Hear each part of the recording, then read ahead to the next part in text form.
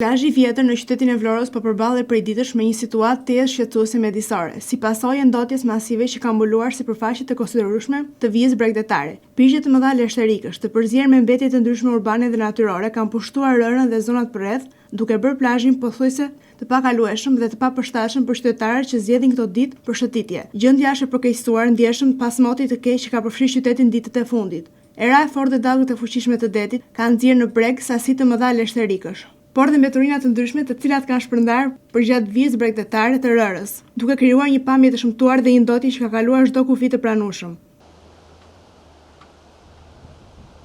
Në disa segmente të plazhit, leshterikët janë grumbulluar në pirqe të mëdha, duke mbuluar rërën. Era e rënd vjen nga kalpëzimi i tyre dhe bën situatën më problematike, duke krijuar shqetësime serioze për shëndetin e qytetarëve. Ndonse plazhi i vjetër konsiderohet një nga zonat më të frekuentuara të Vlorës. Pastrimi dhe mirëmbajtja e tij lihen shpesh pas dore. Plazhi i vjetër në Vlorë i të mbushur nga mbeturinat, leshterik dhe lloj-lloj mbeturinash të tjera të dala në breg nga deti i cili ka patur dallgë të larta, ka sjellë një situatë të jetë problematike në këtë territor, ku sikundër ndiqni mbetjet të cilat gjenden në të gjithë territorin e plazhit të vjetër janë ende të pahequra.